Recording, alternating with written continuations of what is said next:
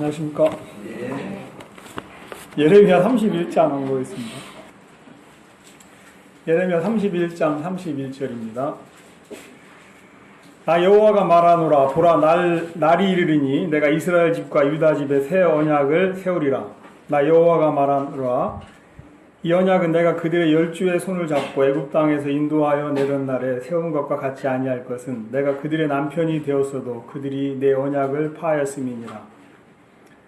나 여호와가 말하노라. 그러나 그날 후에 내가 이스라엘 집에 세울 언약은 이러하니 곧 내가 나의 법을 그들의 속에 두며 그 마음에 기록하여 나는 그들의 하나님이 되고 그들은 내 백성이 될 것이라. 그들이 다시는 각기 이웃과 형제를 가리켜 이르기를 너는 여호와를 알라 하지 아니하리니 이는 작은 자로부터 큰 자까지 다 나를 알미니라. 내가 그들의 죄악을 사하고 다시는 그 죄를 기억지 아니하리라.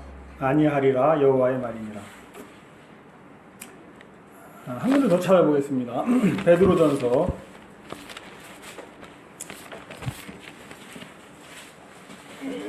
2장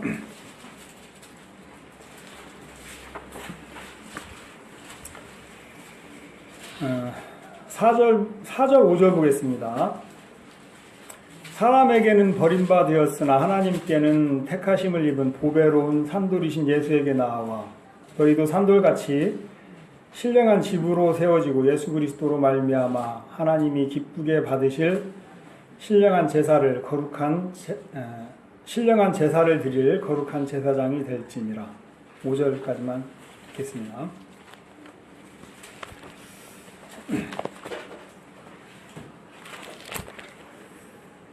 예레미야 31장 31절 말씀을 읽으면 많은 분들이 이제 새 언약에 대한 그런 교제를 좀 한번 시작하려고 하는구나 그렇게 이해를 하셨을 텐데요. 왜냐하면 그 위에 제목이 애지간한 성경은 다 붙어 있거든요. 요즘에는 성경이 이제 편집이 잘 돼가지고 읽는 사람들에게 좀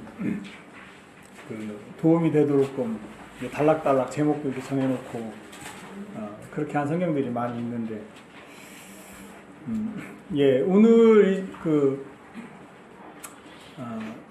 오늘은 아침에 이제 생각을 하면서 좀 이제 지난주에 집회도 있고 그랬잖아요. 그래서 좀 이어서 새 언약에 대해서 좀 이렇게 교제하고 특히 베드로전서 2장을 하나 더 한 군데 읽은 이유는 2장 4절 5절에 나오는 신령한 집과 또 제사장이라고 하는 그런 부분에 좀 교제를 하면 우리 신앙생활에 좀 이렇게 도움이 되겠다 그런 마음이 들어서 두 군데 성경을 읽었습니다. 저도 오늘 아침에 좀 충만한 마음으로 이렇게 모임에 오고 싶더라고요. 일주일 내내 다른 분들은 막 형제 자매님들하고 성경 공부도 하고 또 신청 가서 같이 봉사활동도 하고 그러는데 저는 일주일 내내 뭐라 합니까 세상에 이렇게 친하게 지내다 보니까 수요일 날 소모임 갖는 시간이 굉장히 이제 마음에 소중하게 느껴지고 고맙고 감사하고 이제 그런 마음도 있고요. 그래요. 그래서 이제 일주일 동안 지내면서 가장 내 마음에 좀 감동이 됐던 그런 말씀은 무엇일까? 또 내 마음에 또 이렇게 가장 좀 감동이 됐던 그런 어떤 교제나 그런 일들은 무엇일까? 이런 생각을 좀 했어요. 근데 가장 감동이 됐던 그런 일로 이제 기억이 나는, 교제로 이제 기억이 나는 거는 아까 잠깐 말씀드렸습니다만 수요일 날 이제 모임을 갔는데 오늘 또 애기 보러 갔는지 당사자는 안 왔는데 오상현 형제 집에서 이제 모임을 가졌어요. 근데 이제 그냥 쭉 이런 얘기 저런 얘기 하다가 그 형제님이 이제 그런 얘기를 하시더라고요. 나는 준비한 것도 이제 하나도 없는데 어머니가 다 이렇게 준비를 하셨대요. 어머니가 청소도 와서 해주고. 왜냐면은 지금 그 아내 되시는 분이 그 애를 낳으셔가지고 아들을 낳으셔가지고 다 아시겠지만 그 지금 강원도 강릉에 이제 가서 있거든요. 그래서 주말마다 애기 보러 이제 가느냐고 오늘도 못 온 것 같은데 다 이제 어머니가 준비를 하셨다고. 근데 어머니가 이제 지금 모임을 어떤 모임도 이제 그냥 그 폐하고 계시거든요. 그런 것들이 이렇게 그 신앙인들에게는 굉장히 위험하기도 하고 또 이제 하나님 앞에 은혜를 입어야 될 부분들인데 그런 얘기를 하길래 아이고 저는 오늘 당연히 어머니 얼굴 한번 뵙는 줄 알았는데 이거 가셨냐고 그랬더니 뭐 당연하다는 듯이 그 형제님이 한 두 번이나 세 번 하면 뭐 같이 하실 것 같아요. 이제 그런 얘기를 하는 거예요. 그래서 무슨 마음이 이렇게 드느냐면 작은 일이지만은 우리가 하나님이 기뻐하신다는 믿음으로 이렇게 발자국을 옮기면 작은 일이지만은 하나님이 또 그것을 쫓아서 일을 하시는구나. 어떻게 보면은 굉장히 이제 기본적인 어떤 그 신앙인들의 삶에 대한 그런 이야기인데요. 우리가 기본적으로 하나님이 기뻐하신다는 그 믿음으로 발자국을 한번 내디디면 하나님이 이렇게 일을 분명히 하시는데 그 봉사활동도 그렇고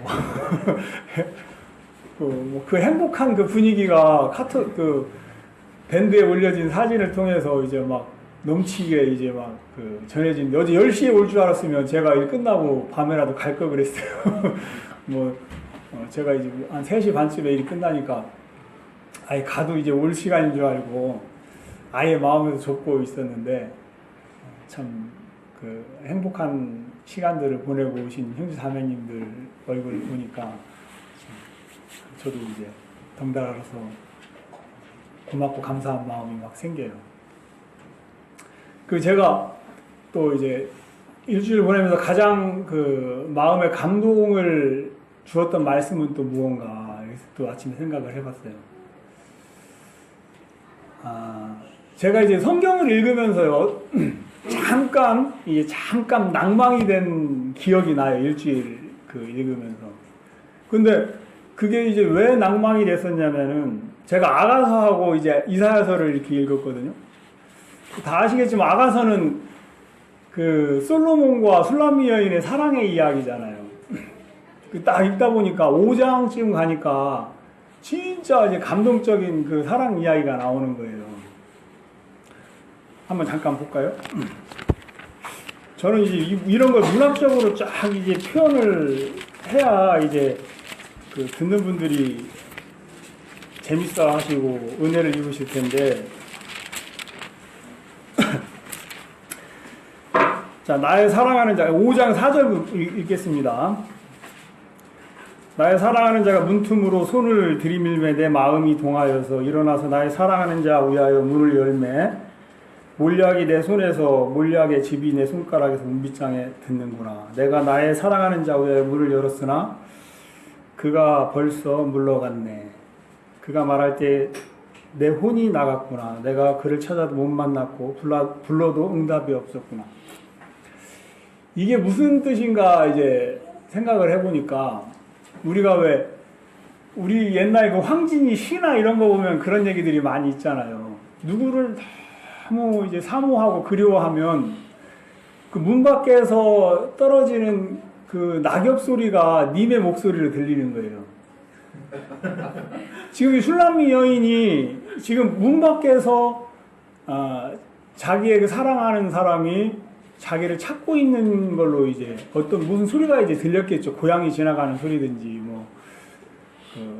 갈잎이 부딪히는 소리든지 그 소리가 들리니까 이 여인이 님이신가 하고서 이제 문을 열어보니까 님이 없는 거예요. 내가 분명히 그분의 목소리를 들었는데.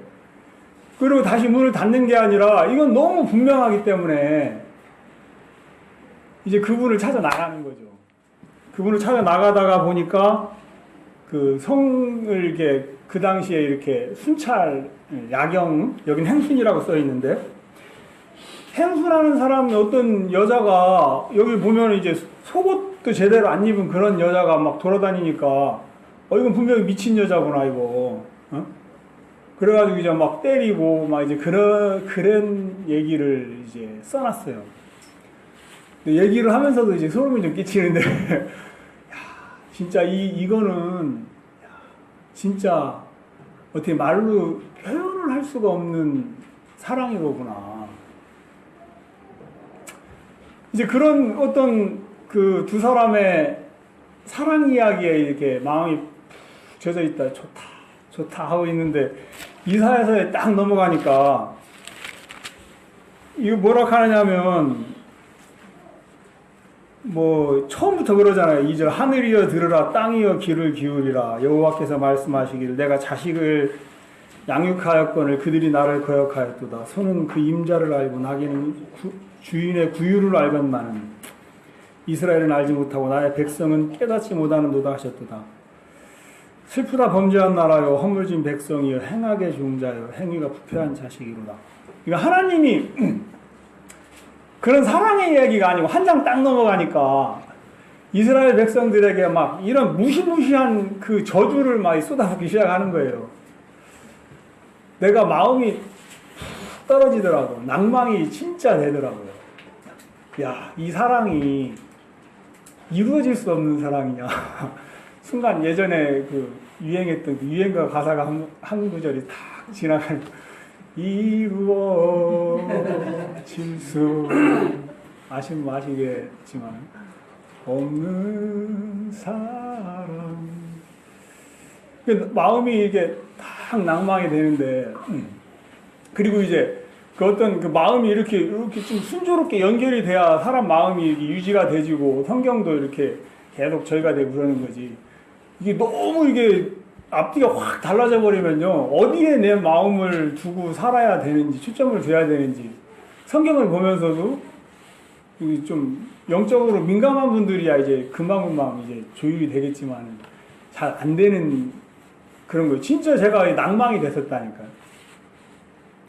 근데 이제 무슨 마음이 이렇게 제 혼자 마음에 들어진 마음입니다. 이게 맞는 생각인지 아닌지 모르겠습니다. 무슨 마음이 들면서 하나님이 제 마음을 잡아주셨냐면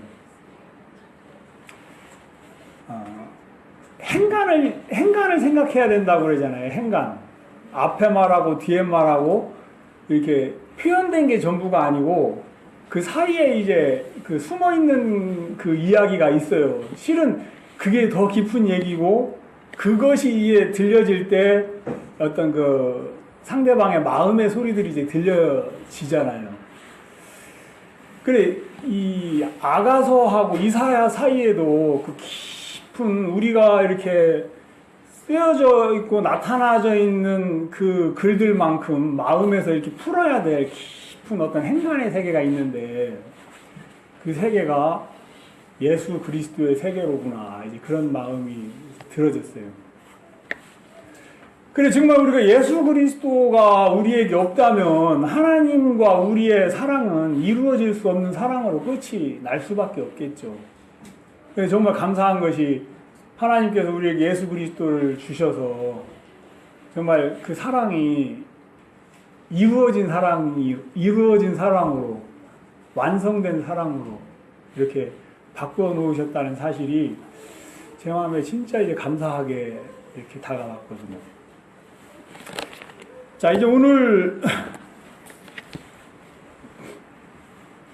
읽은 이 새 언약에 대한 그 이야기는요.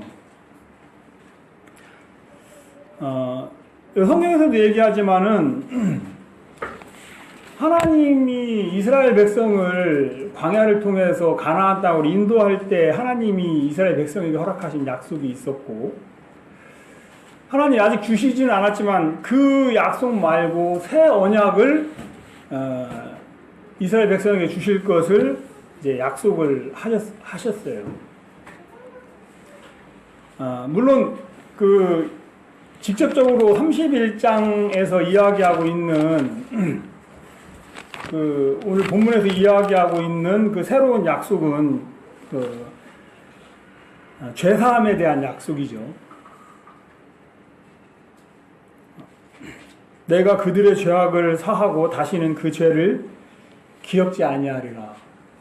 이건 성경 여러 군데 똑같은 내지는 비슷한 구절의 약속들이 이렇게 드러나는데, 하나님께서 이스라엘 백성들에게 약속하신 새로운 언약은 그 애굽 땅에서 인도하여 내던 때와 다른 그 언약은 뭐냐면 이 죄사함에 대한 그 언약 1차적으로는.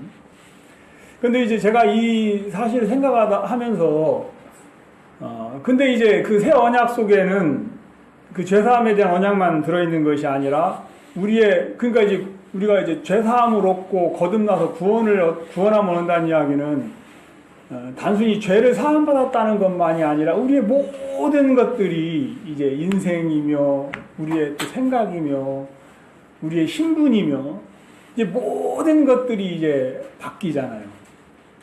그리고 그 모든 것들은 우리가 늘 교제를 통해서 이제 그 성경을 읽으면서 느끼고 이야기하고 그러는 부분들이겠습니다만, 오늘은 특히 그 베드로전서 2장의 생각을 하면서 신령한 집과 그 제사장에 대한 그런 그 교제들을 잠시 나누면 좋겠다는 마음이 들어졌습니다. 자, 베드로전서 2장으로 다시 돌아가면요.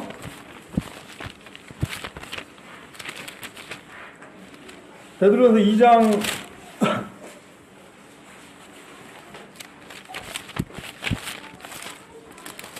베드로전서 2장에서 그 위에도 보면 이제 그런 말이 나오죠. 1절부터 한번 우리가 볼게요.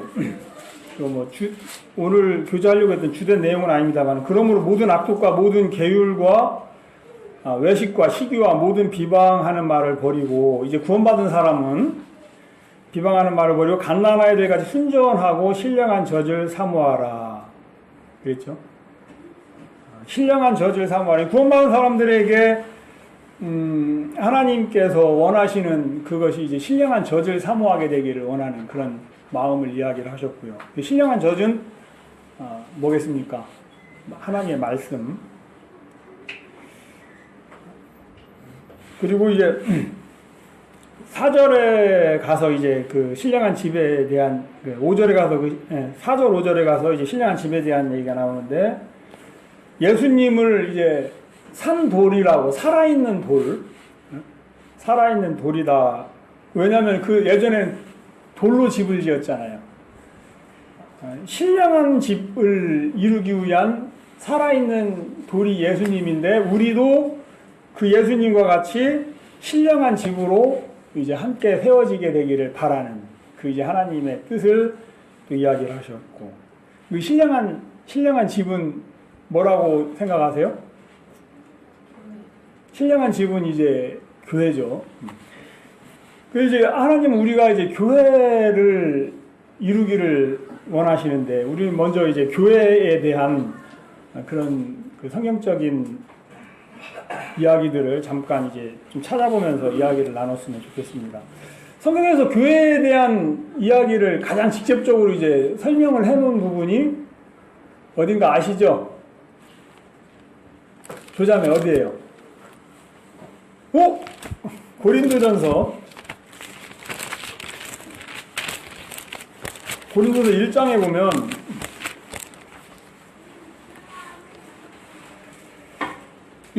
고린도에 있는 하나님의 교회, 이제 하나님의 교회라는 말을 직접적으로 표현을 하면서 이제 이거는 이제 동의어를 나타낼 때 쓰는 그런 접속사죠. 그러니까 하나님의 교회 곧 그리스도 예수 안에서 거룩하여지고 성도라 부르심을 입은 자들, 이것이 이제 교회라고 이야기를 직접적으로 이제 하고 있어요. 설명을 하고 있어요. 그러니까 여기서 이야기하는 교회는 거룩하여진 거라고 얘기를 하고, 또 하나는 이제 성도로 부르심을 입은 자들이라고 이제 표현이 되어져 있죠. 근데 우리가 잠시 이제 그냥 이렇게 표면적으로만 이해하고 넘어갈 수 없는 그런 부분이 이런 이제 거룩하다고 하는 표현의 의미예요. 거룩하다고 하는 표현의 의미. 자, 이제 그 교회는 이제 히브리 원어로는 이제 에클레시아라고 한다고 그러죠. 저도 히브리어를 한번 꼭 제가 하나님 앞에 가기 전에 좀 이렇게 알고 싶기는 한데 이게 그 능력이나 시간상 허락을 안 해서 공부를 못 하고 있습니다만, 에클레시아는 이제 무슨 뜻이냐면 특별한 목적을 위해서 이게 분리된 사람들을 에클레시아라고 한다고 그래요. 그러니까 이거는 꼭 교회만을 보고 에클레시아라고 하는 게 아니고, 예를 들면은 그 야구 동호회, 그거는 야구를 위한 에클레시아인 거죠. 야구를 위해 따로 분리된 그 사람들의 모임. 그 어떤 등산 모임이다. 그럼 어떤 그 취미 생활을 위해 따로 분리된 그 사람들의 모임. 이게 에클레시아예요. 에클레시아 의미가 어떤 특별한 목적. 그러니까 에클레시아가 되기 위해서는 특별한 목적이 있어야 되고 사람들이 모여야 되는 거죠.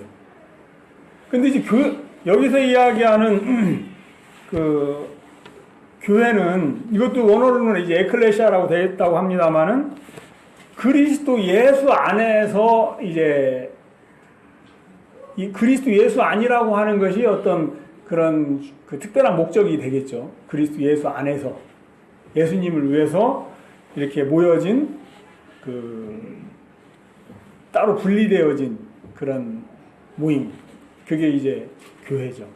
그 예수님 안에서 따로 이제 분리되어져서 우리는 자연스럽게 뭐 예수님 그 비방하고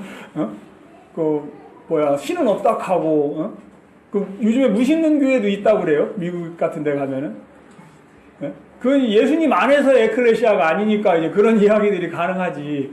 예수님 안에서의 에클레시아라고 하면, 예수님 안에서의 어떤 그 따로 분리된 자들의 모임이라면 당연히 그를 구원하신 자기를 구원하신 그 주님을 높이고 찬양하고, 또 이제 어떻게 하면 우리가 더 그 예수님을 마음껏 나타낼 수 있는가에 대해서 이제 교제하고, 이제 그런 모임이 이제 되어질 수밖에 없겠죠. 이제 성도라고 부르심을 입었다고 했는데, 저희 모임 안에서는 성도라고 하는 표현은 잘 쓰지는 않죠. 그런데 이제 성도라고 하는 표현을 어디서 오히려 많이 쓰냐면은 천주교, 성 베드로, 이게 세인트 피터스 뭐 하면 이제 박물관 이름에도 성 베드로 뭐 박물관, 성 베드로 뭐 그 도시 뭐 이런 식이죠. 세인트. 천주교에서 뭐 어디 가든지 보면 그 큰 도시 가면 생마리 그 이제 예수님의 어머니 메어리, 마리아의 이름을 따서 이제 성 마리아 성당, 어디 가든지 이제 그 외국 가면은 그 천주교 영향이 거쳐간 그런 도시에는 생마리라는 이름이 꼭 있어요. 그 이제 저는 이제 불어식으로 생마리라고 얘기를 하는 거고, 영어식으로 세인트 메어리 이렇게 되겠죠. 그런데 이제 그 천주교에서는 어떤 그런 그 자기들 나름대로 종교적인 업적을 이룬 사람들을 이제 성인이다 이렇게 표현을 합니다만은, 성경적인 그런 의미에서의 그 성인은, 세인트는 거듭난 사람이 이제 세인트인 거죠. 거듭난 사람. 이제 그것이 이제 그런 거듭난 사람들의 모임. 그러니까 여러분들에게 그 성도라는 그런 표현이나, 만약 우리 한국식 표현으로는 뭐 그 할 일이 별로 없을 것 같습니다. 거룩한 자요. 시적인 표현으로 거룩한 자요. 누군가 그렇게 부른다. 그 아무 이제 문제가 없는 얘기인 거죠. 이제 성경적으로. 그 이제 어떤 분이 이제 그런 얘기를 했는데, 교회가 왜 그 존재해야 되냐. 이제 우리가 이제 이런 단순하고요, 굉장히 기본적이고요, 그런 것에 대해서 이렇게 분명한 마음을 가지게 되면 그게 믿음으로 이제 되는 것 같아요. 막 꼭 어려운 걸 알아야 되는 게 아니고, 근데 너무 당연한 거다 보니까 생각을 안 하죠. 그런 부분은. 교회가 왜 존재해야 되지? 그런 부분은 생각을 안 해요. 근데 제가 언제 생각하게 됐냐면 어떤 분이 쓴 글을 읽으면서 그걸 생각했어요, 저도. 근데 와, 진짜 그렇구나. 이제 그런 그 마음이 이제 들어졌단 말이에요. 교회가 왜 존재해야 된다고 이제 그분은 그 교회의 존재 이유에 대해 뭐라고 얘기를 하셨냐면, 하나님의 원하시는 바를 실행하기 위한 것이 실행해보기 위한 것이 교회의 존재 이유라고 하는 거예요. 너무 당연한데 우리가 마음에 그런 부분을 정리를 안 하고 그냥 사는 거예요. 그죠? 여기 들어보면 너무나 당연하고 합당한 얘기잖아요. 하나님이 우리에게 구원받은 사람들에게 원하시는 바를 실행하기 위한 그런 것이 이제 교회의 존재 이유라는 거예요. 그러니까 교회의 존재 이유는 거꾸로 얘기해도 하나님이 우리에게 원하시는 바를 시행하기 위한 거다. 하나님이 우리에게 복음 전도를 원하시면 그 복음 전도도 할 수 있고, 어떤 이렇게 봉사를 원하시면 봉사도 할 수 있고. 그러니까 하나님이 큰 예배당을 지키를 원하실까요? 하나님이 교회가 세상을 지배하는 그 신권 정치로 돌아가게 되기를 원하실까요? 목회 잘한다는 분들 이렇게 설교를 들어보면 어떤 그런 것에 대한 이제 야망이라고 할까요? 그 욕망이라고 하면은 좀 이제 그분들이 듣기 싫어할 것 같고, 큰 예배당을 짓고, 대통령도 이제 내 그 말 한마디로 이제 왜냐면 자기는 이제 훌륭한 하나님의 종이니까 그렇게 할 수 있는 그런 그 교회, 그런 거를 꿈꾸고. 근데 이제 그게 맞다 틀리다를 떠나서 인류의 그리스도의 어떤 역사상에 교회사적으로 생각을 해보면 거듭난 교회가 그렇게 신앙생활을 한 적은 한 번도 없다는 거죠. 거듭난 교회는 오히려 정치와 신앙을 철저히 분리시키고, 신앙은 철저하게 순수한 신앙으로서 그 가치를 가지고 그 신앙을 지키고 싶어 했다는 거예요. 그건 우리가 진짜 명심해야 될 부분인데,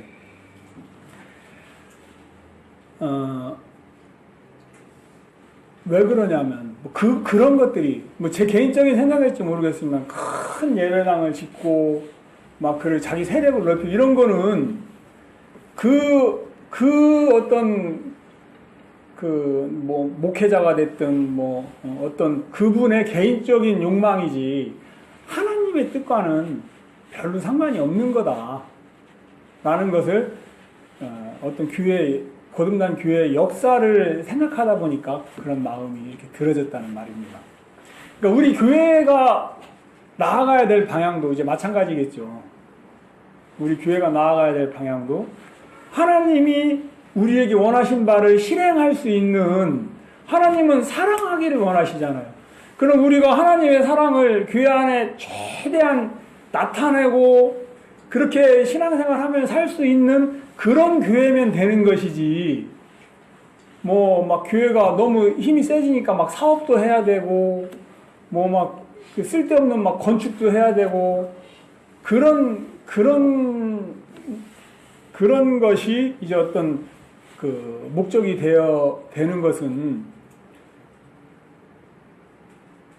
좀 이제 문제가 있다. 교회는 하나님이 우리에게 원하시는 것을 실행하기 위해 가장 적합한 그런 모습, 그런 형태, 그런 규모로 되어져야 된다. 이제 그런 마음들이 이렇게 드는 거예요. 그런 걸 생각하다 보면 우리가 당연히 그 성경에서 이야기하는 교회에 대한 그런 부분들을 안 찾아볼 수가 없는데, 에베소서 한번 볼게요. 에베소 1장 22절.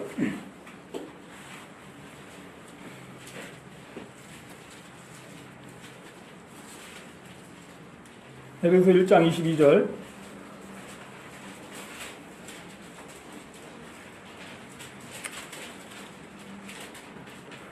또 만물을 그 발 아래 복종하게 하시고 그를 만물 위에 교회의 머리로 주셨느니라.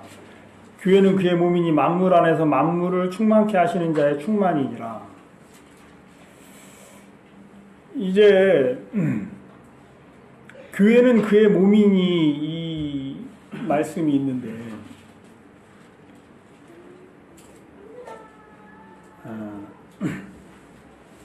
이 교회는 그의 몸이라, 이 몸이다라고 하는 것을요, 우리 두 가지로 이해를 할 수가 있어요. 근데 그 두 가지의 이해의 차이가 교회의 모습에 대해서 굉장한 차이를 나타내더라고요. 하나는 뭐냐면, 몸이다라는 게 뭐냐면요, 어떤 육체를 의미할 때 몸이다라고 생각할 수 있어요. 그죠? 교회는 그리스도의 육체야, 이렇게 대입을 해서 생각을 하면 그렇게 이해할 수도 있고, 그렇게 이해하는 사람들이 있단 말이죠. 이해가 가십니까? 굉장히 중요한 부분이라 한 번 더 제가 엿듣는 건데요. 근데 이제 또 하나는 뭐냐면, 어떻게 이 말씀 이해할 수 있냐면은, 몸이라는 의미는요, 이 머리에 대해 대조적인 개념으로서의 의미를 가지기도 해요. 몸이라고 하는 것은. 머리가 있고, 머리에 대한 어떤 팔, 다리 이런 것을 몸이라고 이야기를 한단 말이에요. 영어로는 이제 body라고 이제 얘기를 하지만 영어식으로도 이제 똑같더라고. body의 의미를 이제 찾아보니까 하나는 그 어떤 육체를 의미하기도 하고 하나는 이제 그 머리에 대조되는 그런 어떤 그 지체라는 의미로서의 그 몸을 이야기도 하기도 한단 말이에요. 자, 이제 먼저 얘기한 식으로 성경을 이해하는 분은 예수님이 어떻게 이제 더 진행이 되느냐면, 예수님은 몸이 없기 때문에 예수님은 우리 교회를 통해, 그의 몸 대신 우리 교회를 통해서 일을 하기를 원하신다. 그리고 그러면서 은근히 어떻게 돼요? 자기가 머리가 되는 거죠. 자기가 머리가 되어질 수 있는 여지를 남겨놓은 그런 이해라는 말이에요. 그 말이. 많이 들으신 분들도 이제 계시겠지만. 그런데 우리가 성경을 보면 22절에 먼저 그를 만물 위에 교회의 머리로 주셨느니라. 분명히 이 말을 딱 못 박아놓고 교회의 머리는 그리스도다. 그죠? 그 다음에 교회는 그의 몸이다.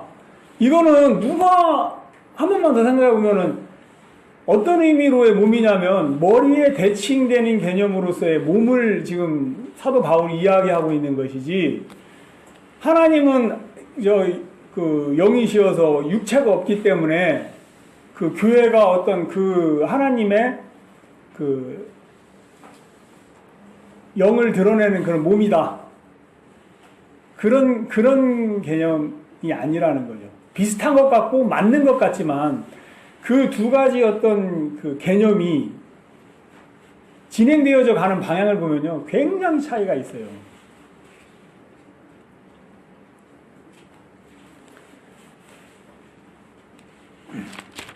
자, 고린도전서 한번 더 볼까요? 고린도전서도 이제 교회에 대해서 많이 이야기를 하고 있는 12장.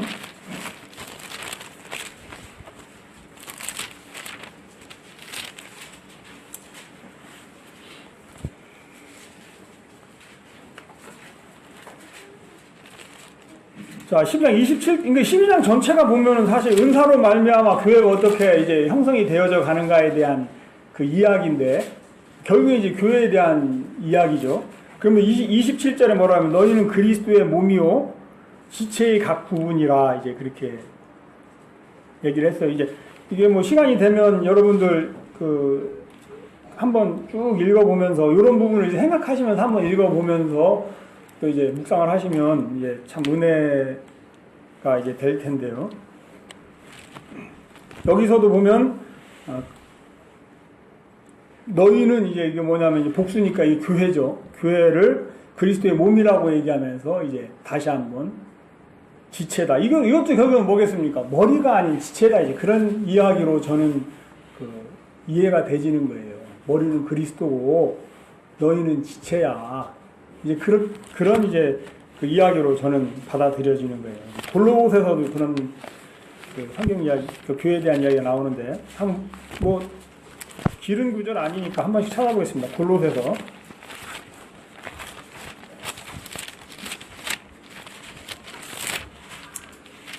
2장 19절.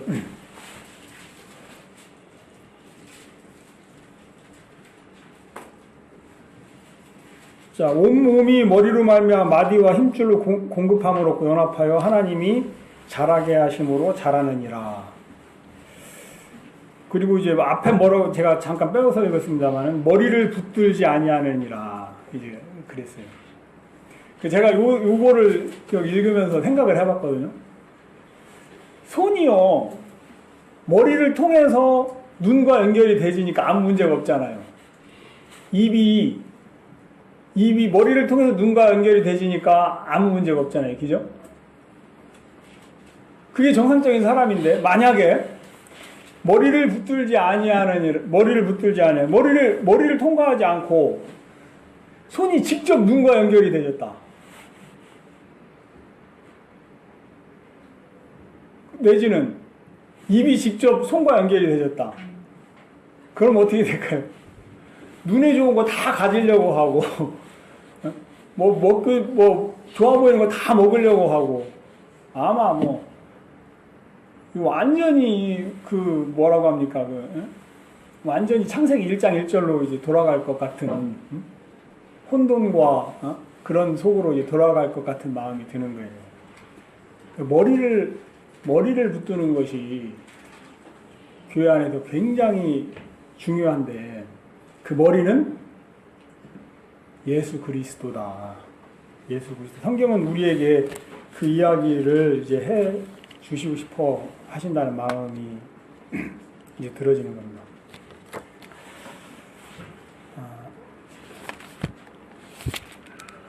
교회에 대한 이야기는 이제 그 정도 짧게 하기로 하고요.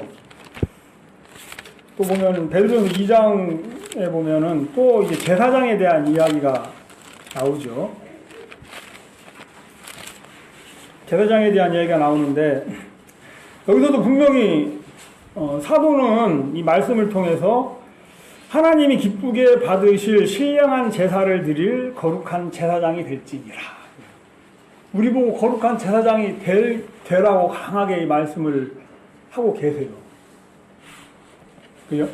근데 이 대제사장이라는 직분은 사실은 어떤 신약 시대에 주어져 있는 그런 직분은 아니죠.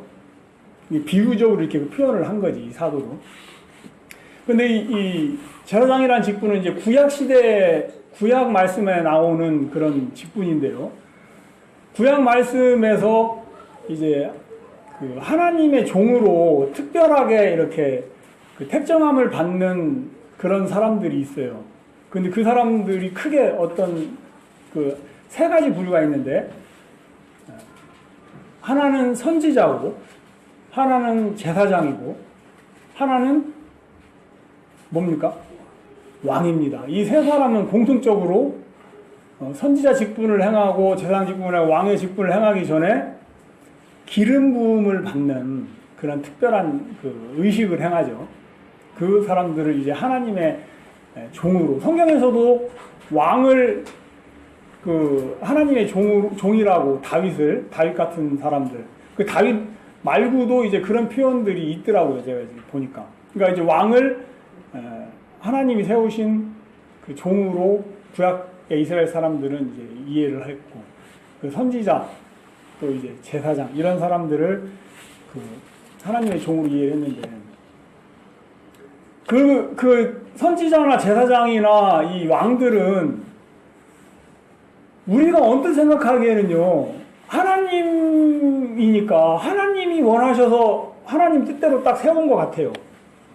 근데 성경을 자세히 보니까 그거는 하나님이 원하셔서 하나님의 뜻대로 세운 게 아니더라고. 그런 어떤 직분은요, 제사장이나 선지자나 왕이나 이런 직분은 하나님의 뜻대로 세워진 게 아니에요. 물론 하나님이 약속은 하셨죠. 세우겠다고. 근데 그 뜻은 누구로부터 말미암았냐, 누구로부터 시작이 됐냐, 한번 볼게요. 신명기 18장.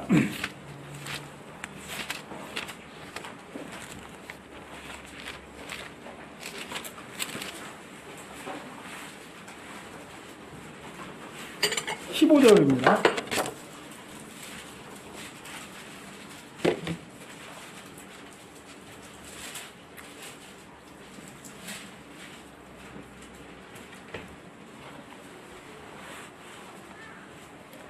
네 하나님 여호와께서 너희 중 네 형제 중에서 나와 같은 선지자 하나를 너를 위하여 일으키시리니 너희는 그를 들을지니라. 모세가 그 백성들에게 한 이야기입니다.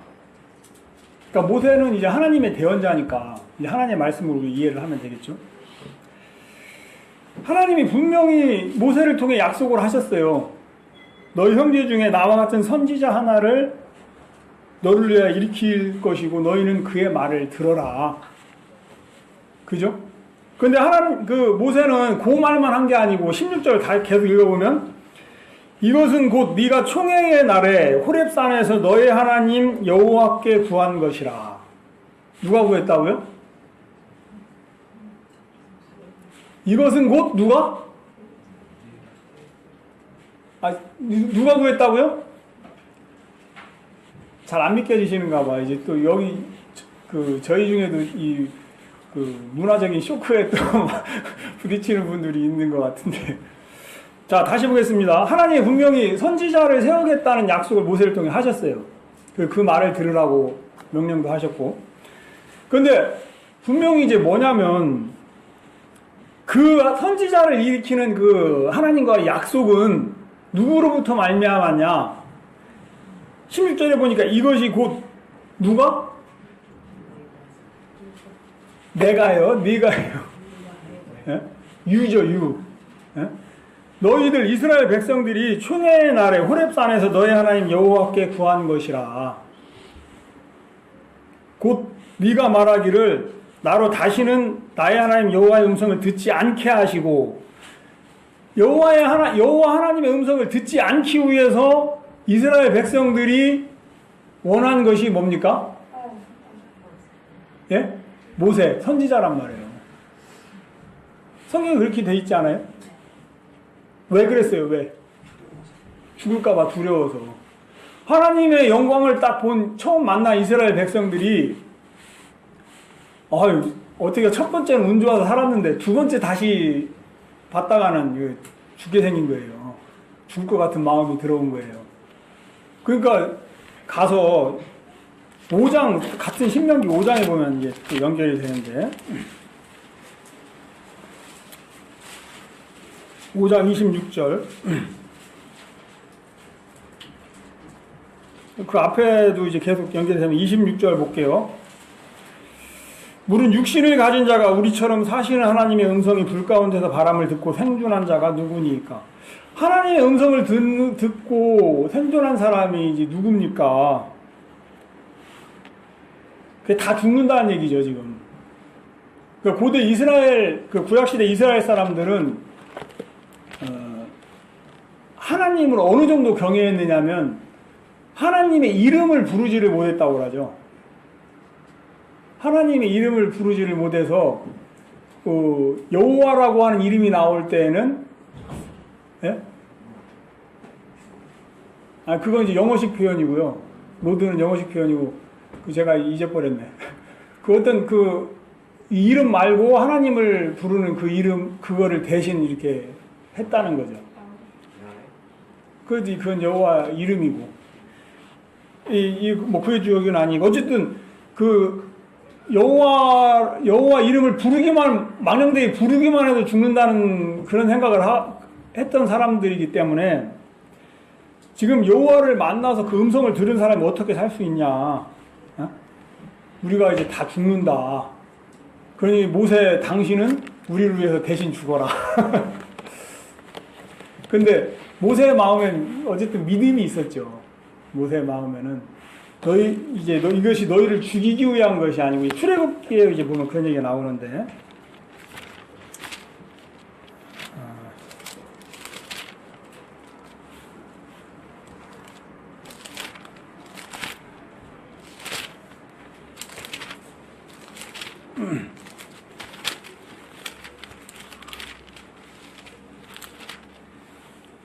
자, 20장 20절에 보면요. 모세가 백성에게 이르되 두려워 말라. 하나님이 강림하심은 너희를 시험하고 너희로 경외하여 범죄치 않게 하려 하심이라. 이제 모세는 하나님의 뜻을 알으니까 모세도 두렵지 왜 안 두렵겠어요. 우리가 대통령만 만나도 덜덜덜 떨리고 이제 떨리나? 그런 사람들도 있죠, 사실은. 좀 이제 권세 있는 사람 만나도. 근데 모세는 죽이려는 뜻이 아니고 한번 그 이스라엘 백성들을 시험하고 이스라엘 백성들로 하여금 하나님을 경외하게 하기 위한 것이다라는 걸 알고 있었기 때문에 어떻게 합니까? 하나님의 계신 암흑으로 가까이 가니라. 제 마음에는 이 부분도 상당히 이제 감동이 되는데, 암흑은 사람들이 다 두려워하잖아요. 왜? 첫째, 무엇이 있는지 모르니까. 이 얘기는 뭐냐면, 지금 모세도 정확한 하나님의 뜻은 다 모르지만, 지금 하나님은 나를 죽이려는 하나님이 아니다. 예? 우리로 하여금 하나님과 보다 올바른 관계를 맺고 하나님의 축복 안에 살게 하기를 원하신 하나님이다. 그 마음 하나로 두려움을 향해서 나아가고 있는 마음으로 이제 여겨지는 거예요, 제 마음에. 이렇게 하면 또 누가 너무 뭡니까? 알고리즘적인 해석이라고 그럴지 모르겠습니다만. 어쨌든, 그 어두움을 향해서 이제 모세가 이제 나아가는 그 마음이 이제 저에게는 그렇게 좀 생각이 되졌다는 말이죠. 그 선지자라고 하는 그 직분은요, 인간의 뜻에서 시작돼서 하나님이 그것을 이제 받아준 거죠. 왜냐면은, 답이 안 나와요. 하는지 보면, 응? 답이 안 나와. 그러니까 한번 니들이 원하는 대로 한번 해보자. 그래서 니들이 정말 할 수 있는지, 제대로 할 수 있는지 없는지 한번 보자. 이런 하나님의 의도가 이제 들어가 있는 거죠. 근데 이제 우리가 조금 더 이제 생각을 해보면요. 신명기 다시 돌아가서 선지자에 대한 이야기가 계속 이어지는데,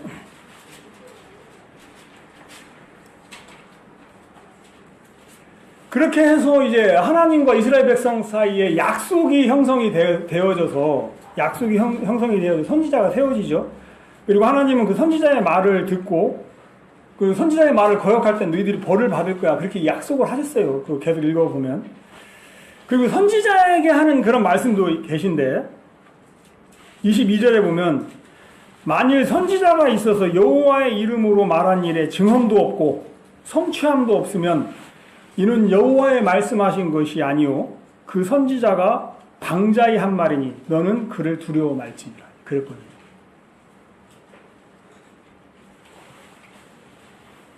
오늘날에도 이제 많은 그 하나님의 종이 있고 자칭 이제 선지자들이 있는데 저도 이제 아는 분이 있어요. 그런 분이. 그분이 뭐 제가 알기로는 굉장히 어려움을 당하고 막 수치스러운 일을 당하는데 제가 지난주에 이제 한번 그분 하는 설교를 들어 이렇게 어려운 때 저분은 뭐라고 설교할까? 내가 깜짝 놀랐어요. 뭐라고 하시냐면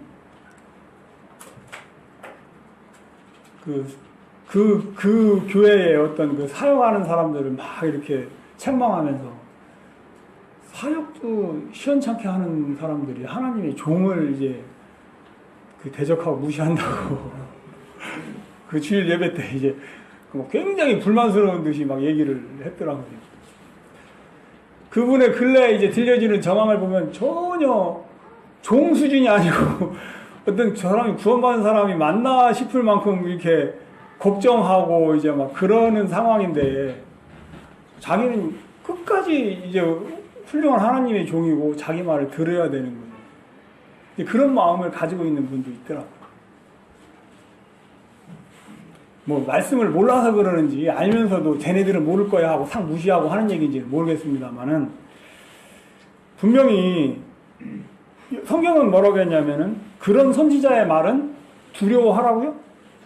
하나님의 종인데 두려워해야지. 그런 하나님의 종은 그런 선지자는 두려워하지 말라고. 그 두려워하지 말라고 하는데 두려워하면은 그게 하나님 말씀 거역하는 거죠. 이제 그분이 이제 당신도 악하지 않습니까? 어떤 분이 그렇게 얘기를 하니까 그 모세를 대적했던 그 아론과 미리암이 저주받는 그 이야기를 했다고 하더라고요. 네, 이 부분도 꼭 얘기를 하고 싶은데, 그 성경도요, 이제 가만히 다시 읽어보면 민수기 12장이죠.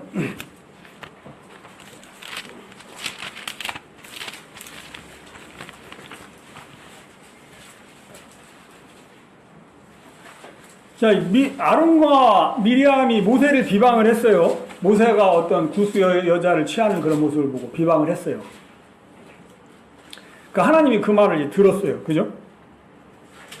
그리고 하나님이 그 모세와 미리암을 벌을 줬는데, 우리는 성경 전체를 이렇게 읽으면서 대하면서 생각해야 될 게 뭐냐면, 하나님은 사람을 쫓아 일하셔요? 약속을 쫓아 일하셔요? 여기 모세라는 사람이 있고 하나님의 약속이 있습니다. 하나님은 모세를 크게 여기시겠어요? 하나님의 약속을 중요시하겠어요? 하나님과 백성의 약속을 중요하게 여기겠어요? 지금 미리암과 그 아론이 모세를 대적한 거는 아까 우리가 얘기한, 우리는 두려워서 못 나가겠으니까 당신이 대신 가서 그 말씀 들으세요. 그래, 좋다. 내가 선지자를 세울게. 대신에 내가 세운 선지자를 거역하면 내가 벌을 줄 거야. 그 약속을 하고서 사실은 따져볼 수는 없습니다만 한 달이나 지났을까요? 그때 벌어진 일이거든요. 그때 가서 아론과 미리암이 뭐라 하느냐면, 2절에 그들이 이르되 여호와께서 모세와만 말씀하셨냐? 우리하고도 말씀하셨지. 이 얘기를 하는 거예요.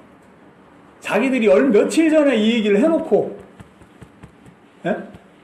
우리는 이제 두려워서 못 듣겠습니다. 모세에게만 말씀하십시오. 그럼 모세의 말을 우리가 들을 테니까요.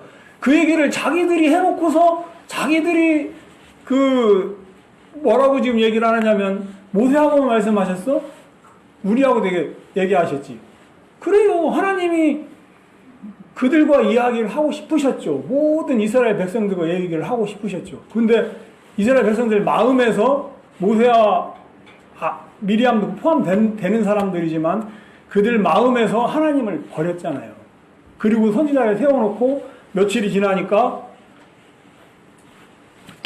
모세만 말씀하셨냐? 우리하고도 말씀하셨지. 하나님이 듣고서 무슨 생각이 드셨을까요? 기가 찼을 것 같아. 얘기가 기가 차면 말이 안 나오잖아요. 기가 찼을 것 같아. 그래서 벌을 받은 거죠. 이거는 어떤 하나님과 이스라엘 백성의 약속으로 말미암은 그런 결과들이지. 또 모세라는 사람과 미리암과 아론의 그런 문제가 아니라는 거죠.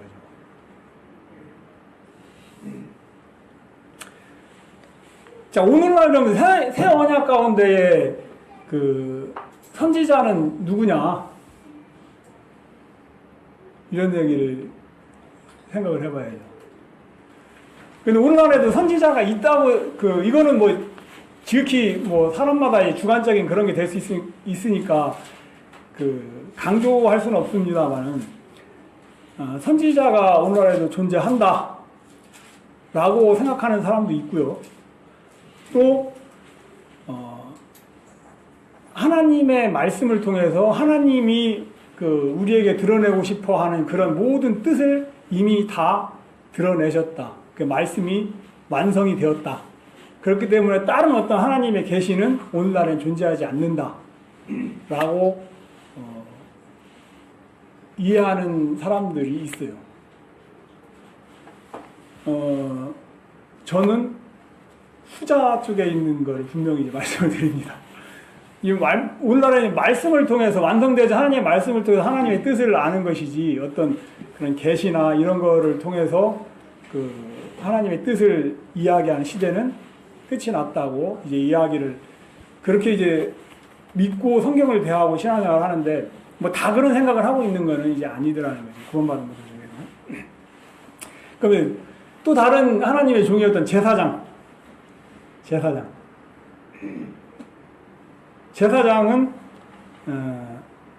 제사 직분을 드릴 직분을 가진 사람이죠. 그러면은 시간이 많이 된 관계로 이제 몇 가지만 포인트만 잡아 생각을 해보면요. 오늘날의 새로운 약속 가운데에서, 새 언약 가운데에서의 제사장은 누구예요? 땡. 죄송합니다만 땡이에요. 그럼 누구예요? 땡이면 또 누구예요? 아니, 큰일 났네. 그거 이제 오늘 읽은 본문이 그렇고, 대제사장은 예수 그리스도죠. 우리가 예수 그리스도를 빼놓으면 안 되는 거예요. 히브리서 한번 볼게요. 하나님과 오늘날 하나님과 우리 사이의 제사장은 분명히 단 한 분 예수 그리스도시다. 우리는 그 말씀을 명심해야 되고요. 마음에 새겨야 된다고 생각을 합니다. 아까 제사장이 나오기 때문에 많죠. 아, 그랬나요? 그랬구나. 죄송합니다. 네. 대제사장. 그러니까 하나님은 예수 그리스도를 하나님과 우리 사이의 유일한 중보 가운데서 연결해 줄 수 있는 그런 분으로 이제 세우셨고, 또 오늘 보여준 그 말씀처럼 거듭난 그리스도인들이 예수 그리스도와 함께 그 일들을 해 나가기를 원하는 거예요. 그러니까 우리에게 그 제사장 직분이 이제 전달이 되어진 거예요. 자, 이제 왕에 대해서도 이제 그런데, 왕에 대해서도, 왕이 세워질 때도요, 선지자가 세워질 때의 모습하고 이제 많이 비슷한 부분들이 있어요. 요 한 번만 조금 찾아볼게요. 사무엘상 8장.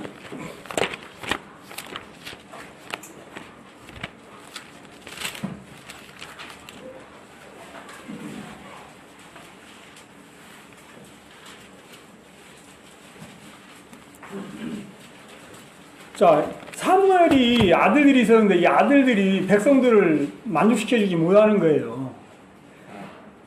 그러니까 이제 그 이스라엘 백성들이 뭐라고 얘기하냐면 5절에 그에게 이르되 보소서 당신은 늙고 당신의 아들들은 당신의 행위를 따르지 아니하니 열방과 같이 우리에게 왕을 세워 우리를 다스리게 하소서. 지금 왕을 세워달라, 아까 선지자를 세워달라 한 것처럼 왕을 세워달라고 해요. 7절에 보면 여호와께서 사무엘에게 이르시되 백성이 네게 한 말을 다 들으라. 왕을 세워주라, 그 얘기죠. 그들이 너를 버림이 아니요 나를 버려 자기들의 왕이 되지 못하게 함이니라. 분명히 하나님 이야기를 하시는데, 하나님이 이스라엘의 왕이 되시기를 원하셨잖아요. 그래서 그 이름을 그 회중 가운데 두고 자기의 영광을 나타내기를 원하셨는데, 지금 이스라엘 백성들은 그 하나님을 버리고 어떤 새로운 왕을 세워서 자기들을 그 다스리게 해라, 지키게 해라, 이제 그렇게 원한 거죠. 뭐 너무 당연한 질문이지만 결론부터 하면 이것도 하나님 원하셨을까요? 원치 않으셨을까요? 이건 뭐 뜻을 분명히 나타나셨으니까 원치 않으셨던 거죠. 하나님은 자신이 왕이 되시고 싶었던 거죠. 직접 이스라엘 백성에게 이야기하고 다스리고 교감하면서 이렇게 그 이스라엘 백성을 인도하기를 원하셨는데, 이스라엘 백성들이 그 하나님을 버린 거죠. 그러니까 성경에서 이렇게 보면 그 구약에 존재했던 하나님의 그 종의 직분 중에 이제 우리에게 원하시는 분명한 것은 뭐냐면 그 두 번째 얘기했던 그 제사장, 이거는 분명히 말씀으로 그 대제사장 대신 예수 그리스도와 함께 거듭난 성도들이 산돌로 지어져서 그 직분을 수행하게 되기를 이제 원하시는 거죠.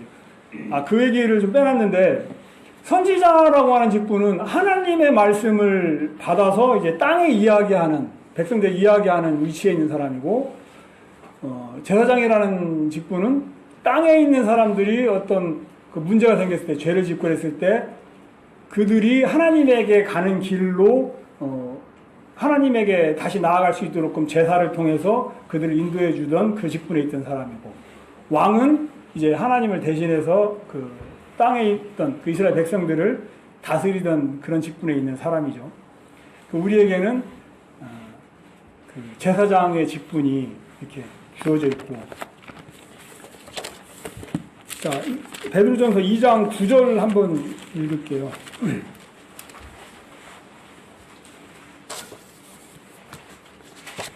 자, 오직 2장 9절 오직 너희는 택하신 족속이요 왕 같은 제사장들이요 거룩한 나라요 그의 소유된 백성이니 이는 너희를 어두운 데서 불러내어 그의 기이한 빛에 들어가게 하신 자의 아름다운 덕을 선전하게 하려 합니다.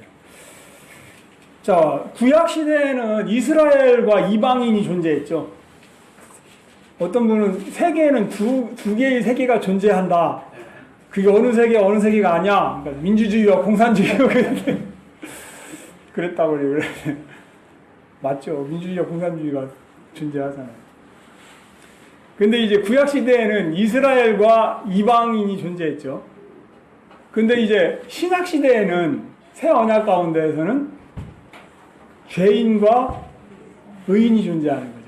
그 의인들은 교회의 구성원이 되어지고 이제 그렇지 않은 사람들은 이제 세상과 교회로 이제 이렇게 분리가 되어지는 거예요. 그 교회 안에 들어온 그 의인들, 이게 그렇게 얘기해서 이제 택하신 족속이 되어지는 거예요. 그리고 우리에게 주신 그 제사장 직분도 그냥 뭐 하찮은 그런 직분이 아니고 정말 이제 왕 같은. 그러니까 우리가 제사장 직분을 수행할 때는 진짜 잠깐 그런 생각을 해봤는데 만약에 그리스도인이 사업을 한다. 그러면은 돈만 많이 벌려고 하면 안 되는 거예요. 그러면은 그냥 그 사업까지 왕 같은, 그 왕은 어떻게 해야 돼, 왕은 어떻게, 겉으로 보기에는 막, 그 인식이 잘못, 안 좋으니까 이제 막 자기만 이렇게 생각하는, 자기 권력을 지키는 그런 사람을 이해할 수도 있겠습니다만은, 진짜 이제 그 정확한 그 존경받는 왕은 진짜 백성들을 생각하고, 우리나라를 생각하고, 그런 마인드를 이제 가지고 있어요. 우리는 왕 같은 제사장이기 때문에 우리가 지금 어떻게 보면 작은 모임에 있을지라도 대한민국 내지는 어떤 세상의 그런 어떤 그 복음의 그 진보를 생각하고 또 구원받은 성도들이 어떻게 하면 그 더 이렇게 영적으로 성장하고 그 하나님 앞에 이렇게 자유롭게 설 수 있을까를 또 염려하고 그런 걸 생각할 수도 있는 그런 사람이 되어야지 왕 같은 이 수식어가 붙지 않겠냐. 그냥 나만, 이런 얘기하면 찔리는데, 나만 편하고, 그러면은 이제 왕 같은 수식어가 이제 붙을 수는 없죠. 왕 같은, 그거는 나만 생각하는 그런 적이 이제 안 되는 거죠. 자, 이게 이제 그 신약에서 이야기하는 그 종의 직분인데 사람들을 또 헷갈리게 하는 그런 그 해석이 그런 구절이 있어요. 그래서 사람들이 실제로 헷갈리기도 하고 같은 베드로전서 2장입니다만은 16절 볼게요. 이 얘기를 안 해주면 여러분도 집에 돌아가셔서 끙끙 앓으실 것 같아가지고 이 얘기까지 하고 끝내려고 합니다. 자, 자유 하나 그 자유로 악을 가리우는 데 쓰지 말고 오직 하나님의 종과 같이 하라. 여기 하나님의 종이 나오네요. 그죠? 종과 같이 하라고 했잖아요. 고민이 막 되실 거예요, 여러분. 근데 이제 종과 같이 하라. 이게 종과 모든 걸 종과 함께 하라. 이게 다른 말로 바꾸면은 종과 같이 이거를 다른 말로 바꾸면 함께 하라. 영어로는 with 이런 식으로 이해를 하시니까 이제 그런데 이건 무슨 뜻이냐면요. 종처럼 이게 종처럼 네가 주인이 아니고 너희는 하나님의 종이라는 사실을 명심해라. 너희는 종이라는 사실을 명심해라. 종과 같이 종처럼 영어로는 as 꼭 킹제임스 얘기가 아니래도 다른 성경에도 다 as로 되어 있어요. 종처럼 주인의 삶을 살지 말고 종의 삶을 살아라. 이해 가십니까? 근데 사람들이 이거에 매여가지고 종과, 이건 저도 이런 얘기 참 많이 들었거든요. 종과 같이 해라. 종과 같이 해라. 그게 누가 가는데 나도 가야 되고. 예? 그럼 꼭 연결되잖아요. 룻기에. 예? 어머님이 가시는 곳에 나도. 갈 수 있으면 가면 좋죠. 근데 그것이 어떤, 여기 성경에서 이야기하는 건 종처럼, 종의 마음으로, 예? 주인된 마음이 아니고, 그렇게 살으라는 그런 말씀입니다. 여기까지 하고, 마치겠습니다. 기도하시겠습니다.